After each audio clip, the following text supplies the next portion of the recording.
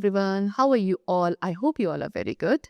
Today, students, we are going to start the 11th chapter of Class 6 Science, that is about Beyond Earth. Alright, so today we will learn about some of the celestial and the heavenly objects which are present in the space beyond the Earth. Alright, so we are going to explore the universe today. Now let's start the chapter. See. So very often elderly people in the family would tell us that one of their favorite pastime activity in late evening or the night was to watch the night sky to identify the different shapes made by the stars. Alright, what they're saying कि एक बहुत ही ज़्यादातर आपने देखा होगा कि जो Elder people हैं हमारी फैमिली में वो हमें अपनी एक फेवरेट पास टाइम एक्टिविटीज़ के बारे में बताते हैं जो कि वो कब क्या करते थे लेट इवनिंग या नाइट टाइम पे. And what was that activity कि वो स्टार्स में जो डिफरेंट शेप्स बनाई जा रही हैं स्टार्स के थ्रू स्काई में डिफरेंट शेप्स जो एक स्टार के थ्रू बनाई जा रही है उनको वो देखा करते थे वॉच करते थे during the night time. Right, so you might have heard interesting stories. आपने सुना होगा स्टार्स की इंटरेस्टिंग स्टोरीज के बारे में अबाउट द एल्डर्स. ठीक है कि कैसे उनमें से कुछ पर्टिकुलर स्टार्स जो क्लियर स्काईज में थे वो कैरावन्स की हेल्प करते थे which were passing through the deserts और शिप्स इन द ओशियन. ठीक है, to find the direction in the ancient days. Then we also enjoy trying to find some patterns. इसके अलावा आप अगर स्टार्स में क्या देखें स्काई में स्टार्स के थ्रू कुछ इंटरेस्टिंग पैटर्न्स भी बनाए जाते हैं जो हमें कुछ फेमिलियर ऑब्जेक्ट्स की तरह अपीयर होते हैं. So have you ever looked at the stars in the night sky and tried to connect them with imaginary lines? अगर आप कभी कोशिश करें कि आप इस नाइट स्काई में स्टार्स को देखें एंड उसे एक इमेजिनरी लाइंस के थ्रू अगर आप उन्हें कनेक्ट करने की कोशिश करेंगे just like dots and lines in a drawing और some shapes like birds and animals. So इस तरीके से आपको क्या डिफरेंट शेप्स वहाँ पे अपीयर होंगी. ओके, चलो.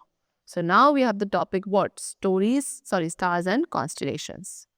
So in the sky में कुछ celestial bodies हैं जो कि अपने खुद की light emit करती हैं and कुछ किसी other celestial bodies की light को reflect करती हैं. If we talk about stars, तो stars shine with their own light. ठीक है, some stars are bright, others are dim also.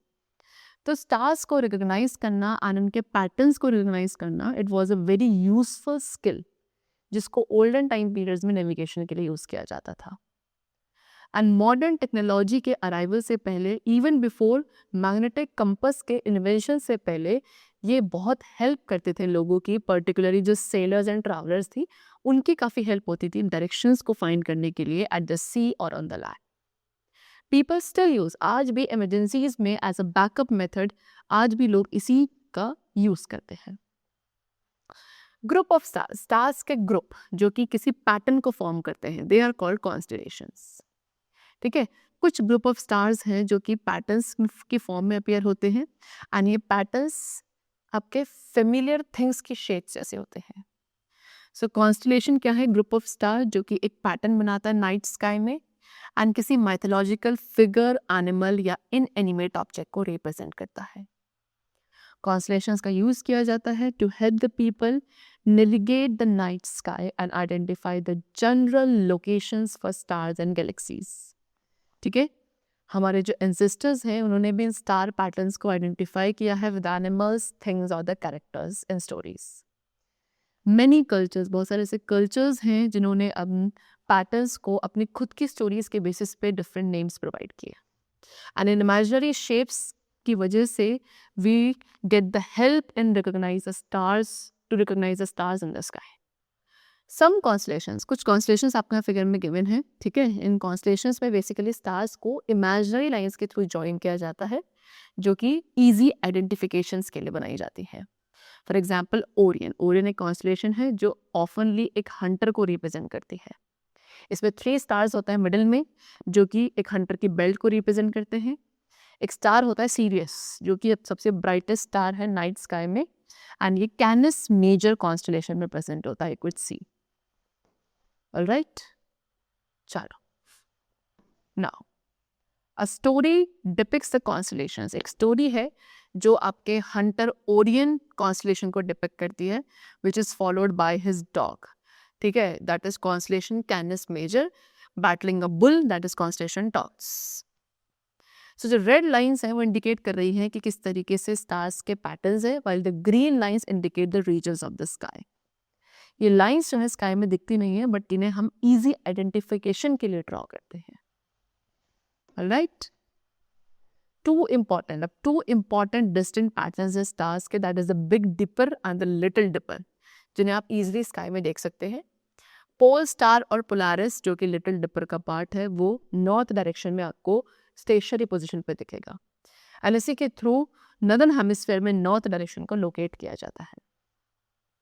Not all the stars, सभी स्टार्स एंड कॉन्स्टेलेशंस आपको अर्थ के हर एक पर्टिकुलर प्लेस से विजिबल नहीं होते हैं, एंड ना ही they are visible on all the nights in a year. Alright, so एक स्टार या कॉन्स्टेलेशन को आइडेंटिफाई करने के लिए आपको पहले पता होना चाहिए कि एक पर्टिकुलर कॉन्स्टेलेशन कैसा दिखता है एंड उसे कहाँ से देखा जाएगा इन द नाइट स्काई. ठीक है, and then to get familiar, एक कॉन्स्टेलेशन पैटर्न के साथ फेमिलियर होने के लिए आपको उसकी इमेजेस को यूज करना पड़ेगा. ठीक है, काफ़ी सारे स्काई मैपिंग ऐप्स हैं जो कि मोबाइल फ़ोन पर डाउनलोड की जा सकती हैं या किसी भी ऑनलाइन रिसोर्स पर, so that you can find out कि when and in which portion of the sky एक स्टार, एक कॉन्स्टेलेशन जो है हमें विजिबल होगा from a particular location on the earth. If you talk about pole star, so pole star earth के southern hemisphere से नहीं दिखता. ऑलराइट, चलो. Now next we come to the topic that is our solar system. So sun, 8 planets and the other celestial bodies like meteors, comet, asteroids and satellites, ये सभी मिलकर क्या बनाती हैं? Solar system. सोलर फैमिली का जो head है वो कौन है? सन है, जिसके 8 प्लैनेट्स होते हैं जो सन के अराउंड रिवॉल्व करते हैं. कुछ सेलेस्टियल बॉडीज ऐसे हैं जो अपनी खुद की लाइट प्रोड्यूस करती हैं, while some do not. जो अपनी खुद की लाइट प्रोड्यूस नहीं करती है वो किसी अदर सेलेस्टियल ऑब्जेक्ट की लाइट को रिफ्लेक्ट करती है, और they are lit by the reflection of star light also. Now components of the solar system, number 1 we have sun. तो सन हमारे सोलर सिस्टम के सेंटर में होता है, एक ह्यूज स्टार है जो कि एक्सट्रीमली हॉट गैसेस से मिलकर बना है. एक एक्सट्रीमली हॉट स्फेरिकल बॉल है सन गैसेस का, जो कि ह्यूज अमाउंट ऑफ एनर्जी को प्रोड्यूस करता है, and that is why it glows so brightly. Sun heat and light produce करता है एंड एक मेन सोर्स ऑफ एनर्जी है ऑन द अर्थ. ठीक है, सन का जो फोर्स है उसी की वजह से सोलर सिस्टम बाइंडेड है. सन का साइज अर्थ के कंपैरिजन में 109 टाइम्स ग्रेटर है. जितनी भी लाइफ फॉर्म्स है अर्थ पे वो सभी इसके ऊपर डिपेंडेंट है for the heat and light. Sun is estimated, sun को एस्टिमेट किया जाता है कि वो अबाउट 15 मिलियन किलोमीटर्स अवे है फ्रॉम द अर्थ, एंड इसी डिस्टेंस की वजह से इसका जो ट्रेमेंडस हीट है उसे आप फील नहीं कर सकते. ठीक है, अराउंड 8 मिनट्स का टाइम लगता है सन की लाइट को अर्थ सरफेस तक पहुंचने के लिए, एंड सन के सरफेस का जो टेम्परेचर है वो अबाउट 6000 डिग्री सेल्सियस है, एंड उसके सेंटर पे it is about what 1,50,00,000 degree Celsius. Sun के सेंटर पे जो टेम्परेचर है. ऑलराइट, चलो. Now we have what planets. So there are many more objects in the sky. Our earth along with some of these objects and the sun together form our solar system. हमारा earth and earth के साथ कुछ और भी objects हैं, सन के साथ मिलकर ये सब क्या बनाते हैं? हमारा सोलर सिस्टम. अब इनमें से मोस्ट ऑफ द ऑब्जेक्ट्स जो है सन के अराउंड स्टूडेंट्स मूव करते हैं, एंड एक जो मूवमेंट होता है किसी भी ऑब्जेक्ट का सन के around, that is called revolution. You could see that this is the what kind of solar system they have given you. इसके सेंटर में क्या है? सन है, एंड सन के अराउंड डिफरेंट प्लैनेट्स हैं जो अपने ऑर्बिट में रिवॉल्व कर रहे हैं, like Mercury, Venus, Earth, Mars, Jupiter, Saturn, Uranus, Neptune. Basically there are 8 planets in our solar system which revolve around the sun. Alright, चलो. So what is planet? Planet एक large nearly spherical object है जो कि sun के around revolve करता है. If you talk about our earth, तो हमारा अर्थ भी एक प्लैनेट है जो कि सन के अराउंड रिवॉल्व करेगा. How many? As I told you, total 8 planets हमारे सोलर सिस्टम में, एंड इनके डिस्टेंस के कोऑर्डिनेट्स में from the sun they are named as Mercury, Venus, Earth, Mars, Jupiter, Saturn, Uranus and Neptune. ठीक है, Pluto को 9th planet consider किया गया था, बट 2006 में इसको हमने प्लैनेट्स की लिस्ट में से रिमूव कर दिया. ठीक है. It was done by International Astronomical Union IAU and now it is considered as a dwarf planet. अब प्लैनेट्स को भी स्टूडेंट्स 2 कैटेगरीज में डिवाइड किया जाता है, that is inner planets and outer planets. ठीक है. प्लैनेट्स को most of the energy from the sun मिलती है. जितने ज़्यादा फार्दर, जितना ज़्यादा डिस्टेंस पे एक प्लैनेट सन से होगा, वो प्लैनेट उतना ज़्यादा कोल्ड होगा in general. Then the presence of an atmosphere. एक प्लैनेट के चारों तरफ एटमॉस्फेयर की जो प्रेजेंस है वो हीट को ट्रैप करती है, जो कि सिग्निफिकेंटली उस प्लैनेट के टेम्परेचर को चेंज करेगी. And that is why Venus for example आपका मरकरी से ज़्यादा हॉट है, ऑल्दो वो सन से फार्दर है. Now as I told you कि प्लैनेट्स को भी हम फर्दर 2 क्लास में डिवाइड करते हैं, inner and outer. So inner planets में आपके mercury, Venus, earth and Mars 4 planets को इंक्लूड किया जाता है. इन्हें इसलिए ऐसा कहा जा रहा है क्योंकि सन के ज़्यादा क्लोज हैं, स्मॉल इन साइज होते हैं, इनका सरफेस सॉलिड होता है with rocks on them, and इसीलिए इन्हें हम टेरेस्ट्रियल प्लैनेट्स भी बोलते हैं. लेकिन जो आउटर प्लैनेट्स हैं that is Jupiter, Saturn, Uranus and Neptune, इन्हें हम गैस जाइंट्स और गैसियस प्लैनेट्स भी कहते हैं because they are made up of gases, क्योंकि गैसेस के बने हैं. Alright. Now the shape of most of the planets की जो शेप है स्टूडेंट वो स्फेरिकल होती है, एंड हर एक प्लैनेट सन के अराउंड रिवॉल्व करता है एक फिक्स्ड सर्कुलर पाथ में which is called orbit. Although with revolving around the sun, जब आपके जो प्लैनेट्स हैं वो सन के अराउंड जब रिवॉल्व कर रहे होते हैं, वही प्लैनेट्स अपने एक एक्सिस पे भी उस दौरान रोटेट करते हैं. ठीक है. एंड हर एक प्लैनेट के थ्रू जो टाइम लिया जाता है for each rotation and revolution that is different. ठीक है. अर्थ की बात करें तो अर्थ 24 आवर्स का टाइम लेता है अपनी एक रोटेशन को कंप्लीट करने के लिए, एंड 365.25 डेज का टाइम लेता है एक रिवोल्यूशन को कंप्लीट करने में around the sun. Alright. Now while revolving around the sun, sun के अराउंड रिवॉल्व करते वक्त अर्थ अपने खुद के एक्सेस पे भी रोटेट कर रहा है as I told you, and अपनी एक फुल रोटेशन के लिए अर्थ ने 24 आवर्स का टाइम लेता है, जिसको आप 1 डे कंसिडर करते हैं. एंड अर्थ की तरह बाकी सारे प्लैनेट्स भी अपने एक्सिस पे रोटेट करते हैं while revolving around the sun. They have given you this table in which there are different planets, उनका डायमीटर कितना है, एक रिवोल्यूशन के लिए वो कितना टाइम ले रहे हैं, एक रोटेशन के लिए वो कितना टाइम ले रहे हैं, कितने नंबर ऑफ मून्स उनके पास है, एंड दे हैव रिंग्स और नॉट. रोटेशन क्या है? रोटेशन वो टाइम पीरियड है जो रोटेशन मूवमेंट है किसी भी प्लैनेट का on its own axis, and revolution movement होता है एक प्लैनेट का around the sun. Revolution. Alright. So like Mercury, you can see कि मरकरी का टाइम पीरियड कितना है रिवोल्यूशन के लिए 87.97 डेज, रोटेशन के लिए takes 58.646 days. Number of moons तो आपके मरकरी एंड वीनस के पास there is no moon. And rings की बात करें तो जो स्टार्टिंग के हमारे जो इनर प्लैनेट्स हैं, ठीक है, इन चारों के पास रिंग्स नहीं है, एंड आउटर प्लैनेट्स में चारों के पास रिंग्स होती हैं. Alright. So you can have a look of this table on your own. Right. Now, how can we see the planets which are not visible to the naked eyes? वो planets जो हमें naked eyes से visible नहीं है, how can we see them? So, while many of the objects, हमारे sky में बहुत सारे ऐसे objects हैं students जो आप अपनी naked eyes से देख सकते हैं directly. ठीक है. And we can see them brighter, आप उन्हें और ज़्यादा bright and large देख सकते हैं एक pair of binoculars का use करके, या एक instrument है that is known as telescope, उसका use करके.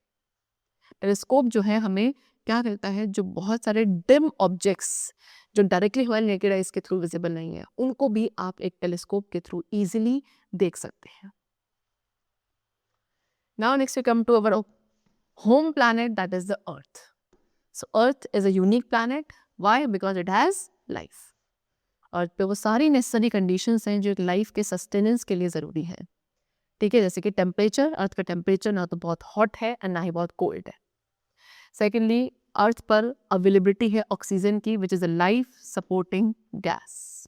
Fresh water, fresh food is present on the surface. Alright.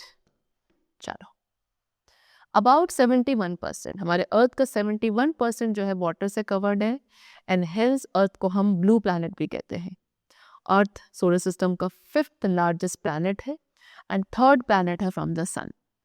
365 days and 6 hours का टाइम लेता है earth to complete 1 revolution around the sun, and 24 hours का टाइम लेता है to complete 1 rotation on its own axis. Earth slightly flat है poles पर and equator पर bulges हैं, एंड इसी शेप को, अर्थ की शेप को कहा जाता है जियोड शेप. ऑलराइट, यानी कि पोल्स पर वो फ्लैट है एंड इक्वेटर पे थोड़ा कर्वनेस है या बल्जेस है. Perfect sphere, we can say कि अर्थ एक परफेक्ट स्फीयर नहीं है, इसकी शेप जियोड शेप होती है. ठीक है. Now next we come to the topic, that is satellite. What is satellite? See, अब students there are some objects जो planets के अराउंड भी रिवॉल्व करते हैं. See, planets sun के अराउंड रिवॉल्व करते हैं, लेकिन कुछ ऐसे ऑब्जेक्ट्स हैं जो planet के अराउंड मूव करते हैं, which are called satellites. Satellites as compared to planets smaller in size होती हैं, और in other words satellites आपकी वो celestial bodies हैं जो planet के अराउंड रिवॉल्व करेंगी. ठीक है. सैटेलाइट्स नेचुरल भी हो सकती हैं, मैन मेड भी हो सकती है. फॉर एग्जाम्पल मून, तो मून एक क्या है, नेचुरल सैटेलाइट है.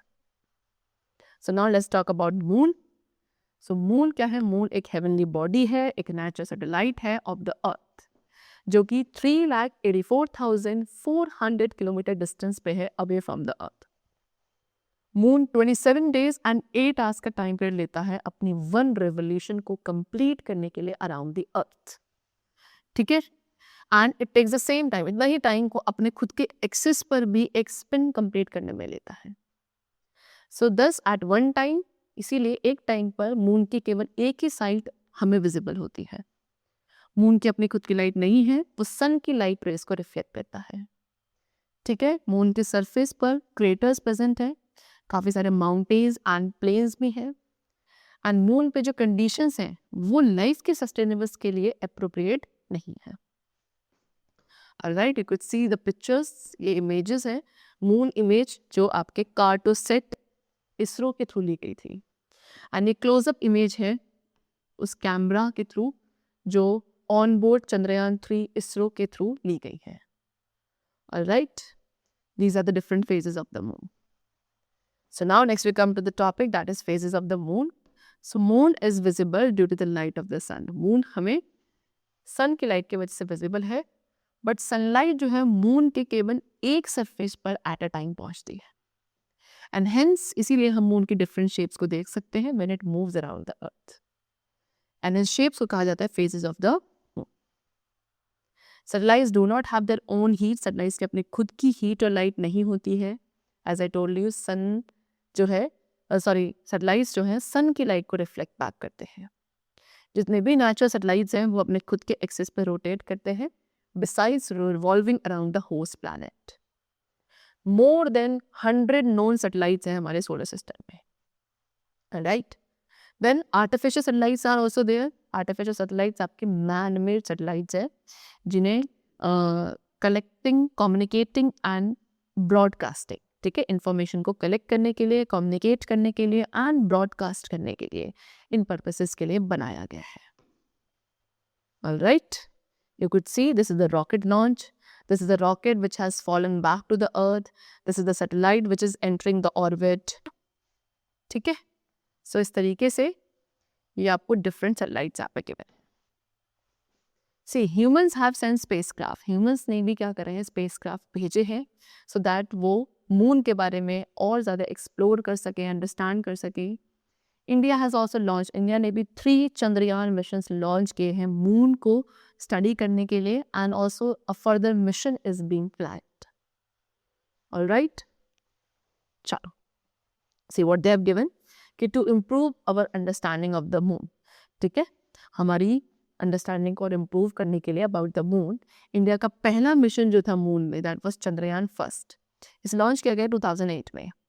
सेकेंड मिशन था चंद्रयान 2 जिसे 2019 में लॉन्च किया गया, and third mission was Chandrayaan 3 which was launch in July 2023. इसका विक्रम लैंडर था जिसने प्रज्ञान रोवर को कैरी कर रखा था. ये सक्सेसफुली इसने सॉफ्ट लैंडिंग करी मून सरफेस पर ऑन अगस्त 23, 2023 में, एंड इस मिशन के साथ इंडिया फर्स्ट कंट्री बन गई पूरे वर्ल्ड में to achieve a landing near the title explore moon south pole. And इस सक्सेस को मार्क करने के लिए इंडियन गवर्नमेंट ने अगस्त 23 को डिक्लेयर कर दिया to be celebrated as national space day. ठीक है, तो इंडिया में हर साल अब 23 अगस्त को as a national space day celebrate किया जाता है। एंड एक 4th मिशन है चंद्रयान 4 जिसको प्लान किया जा रहा है, जिसका एम होगा कि ये मून सरफेस पे से सॉइल एंड रॉक सैंपल्स को कलेक्ट करके लेके आएगा। राइट, चलो next topic we have is asteroids. Asteroids क्या है? एस्टेरॉइड्स आपके स्मॉल प्लैनेट जैसे सॉलिड ऑब्जेक्ट्स हैं जो हमारे सोलर सिस्टम में प्रेजेंट हैं। ये मार्स एंड जुपिटर के ऑर्बिट्स के बीच में होते हैं। इस रीजन को कहा जाता है एस्टेरॉइड बेल्ट। बिलीव किया जाता है कि प्लैनेट्स के जो फ्रेगमेंट्स हैं they must have exploded and disintegrated. ठीक है, out of 1 lakh asteroids, 1 lakh asteroids में से केवल 4000 है जिनको आइडेंटिफाई किया जाता है।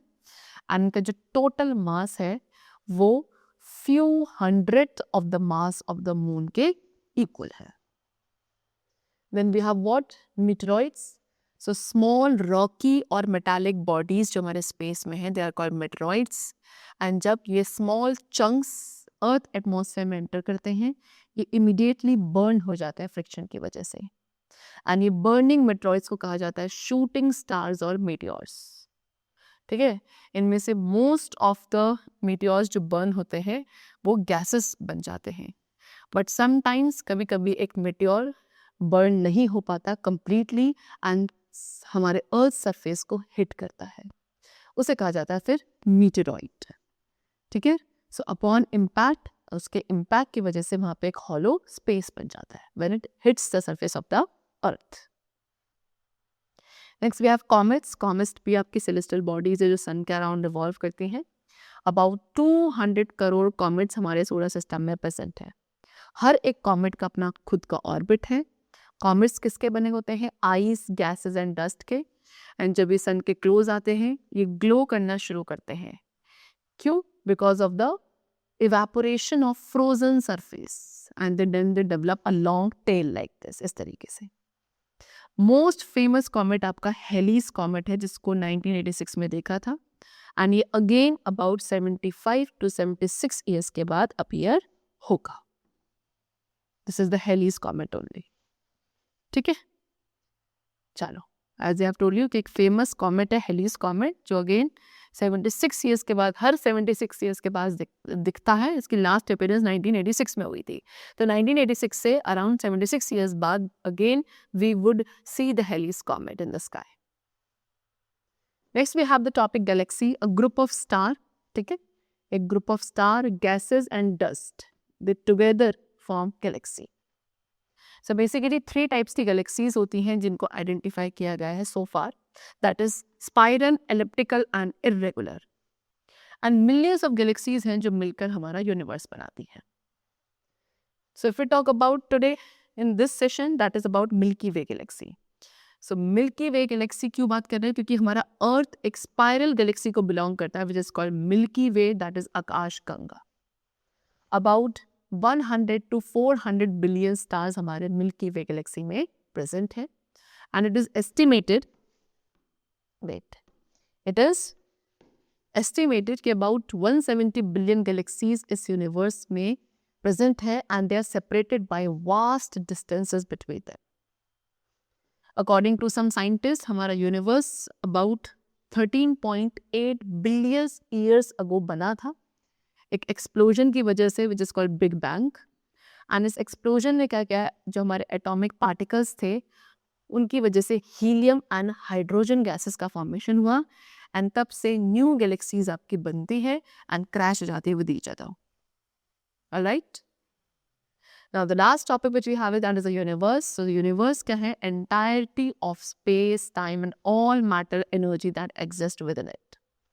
सो इन अदर वर्ड्स हम कह सकते हैं यूनिवर्स इज एवरीथिंग, हर एक चीज़ यूनिवर्स है। ठीक है, इसके अंदर सारा स्पेस, सब मैटर, जितनी भी एनर्जी है जो स्पेस के अंदर प्रेजेंट है, that is all a part of universe. ठीक है, there are many galaxies outer space में, beyond Milky way galaxy there are many galaxy in the outer space and scientist इन्हें स्टडी करते हैं so that they could understand about the star, galaxies and the universe. Till now अभी तक scientist ने कोई भी evidence जो है लाइफ का फाउंड नहीं किया किसी और गैलेक्सी पर, but the search is on and continuing as we not know yet if life exists elsewhere in the universe. लेकिन अभी भी क्या किया जा रहा है, सर्च किया जा रहा है, ठीक है. ये जो सर्चिंग है वो कंटिन्यूड है, बिकॉज अभी भी हमें नहीं पता कि हो सकता है यूनिवर्स में किसी और जगह पे भी लाइफ एग्जिस्ट करती हो. Right? So that's all for the chapter. And I hope you must have understood about the different types of celestial objects which are present in our universe, about their characteristics. Let's meet very soon in the next session. Till then, keep learning well, and thanks to everyone.